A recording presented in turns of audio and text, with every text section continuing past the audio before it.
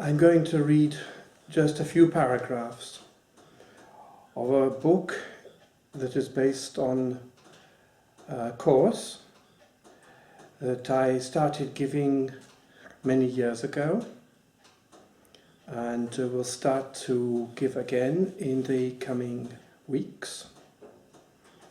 It's called Creative Management of Consciousness and Time Sharing.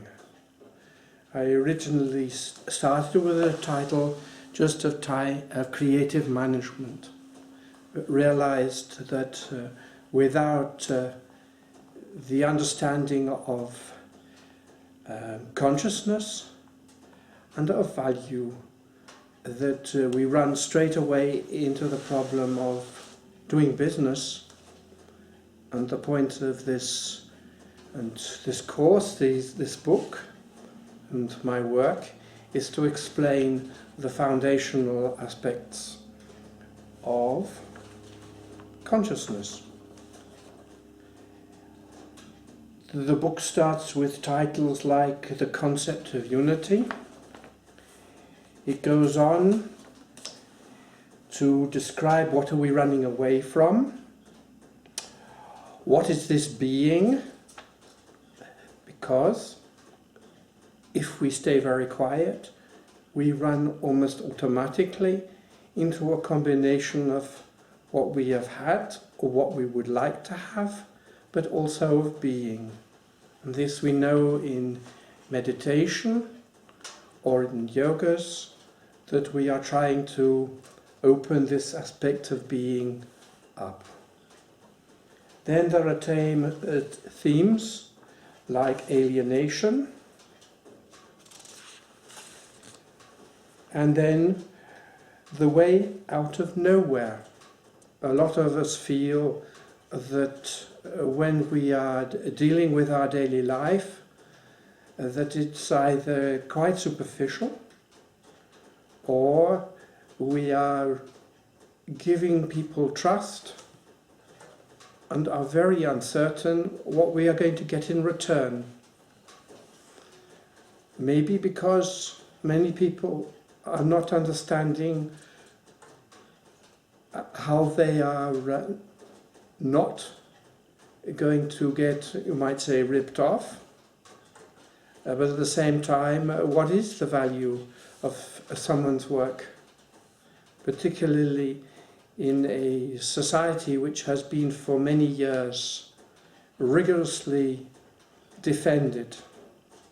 But as we run into this so-called new age, we find that we have to be more involved, to more open, to really understand what each individual can really give and what they can receive and should receive and how they should receive it. And this is the aspect of consciousness. I shall read some of the paragraphs. For example, alienation.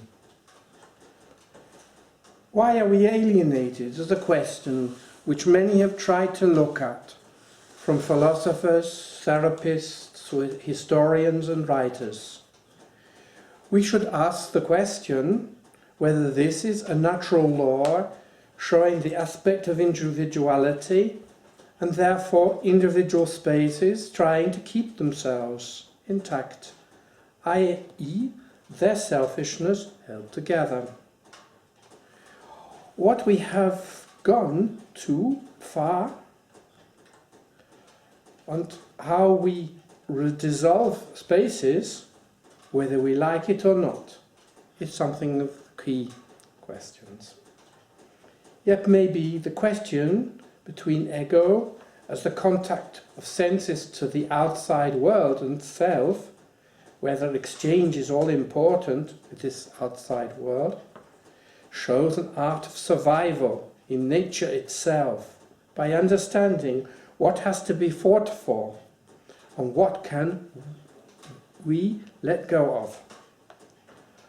Our best examples may be found in the animal world, because the animal which wanders too far away from the herd, can so easily get hunted to death. So identity with space, physically and mentally, is of the utmost importance.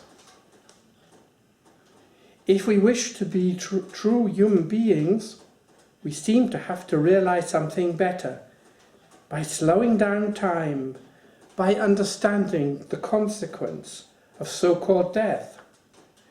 When we come to be confronted by the aspects in nature which make existence tick like love and protection, then we often get into mental tangles which lead to aggression, because we do not realize that maybe love has to do with death, and not life, as we are led to believe in material society. Should we not ask, what is this aggression? Surely it can be the simple aspect of stress, though we are forced to turn our bread and butter and earn it by doing something we are inwardly unsure of, because we have been force-fed when younger to go for the greatest security or the greatest thrill, but it does not pull us into learning just what existence is about, just for us. The other anxiety can come from the future not being clear-cut as our real options, although we could have learnt something to enable us to have a bread and butter existence. This appears mentally to be made invalid very quickly through our so-called fast-changing world. This can be the power of others to radically make us move, or is it nature itself asking us to be more conscious of its development before we start something? If we are not careful, we are left alone, without hope, although this is a personal problem of not understanding how mind and body should be combined gently when our wishes are being buried, so that naturally given intuition is ignored. This turns into aggression, either because of human social pressure to perform, even when we are in fact leading our lives normally.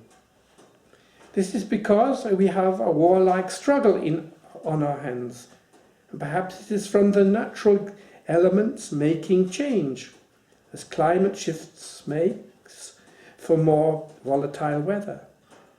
How often is there a feeling that one person's job is against another's possibility to work? This is an aspect of competitive society where money value is everything, and where globalization appears to make it possible to move goods anywhere.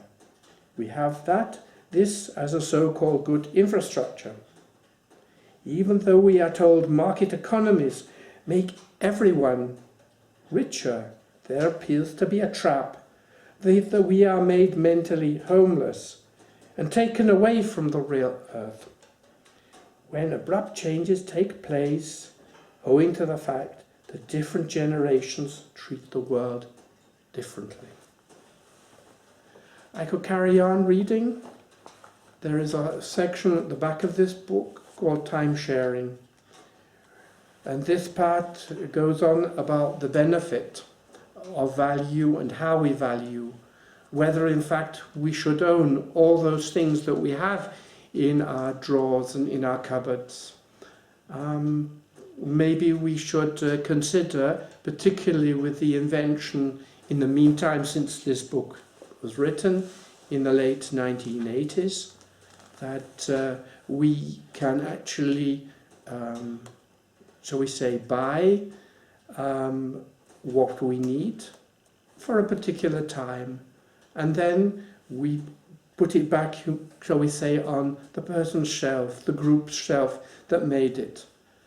And they then find other people, or it goes, and it's just a fashion good.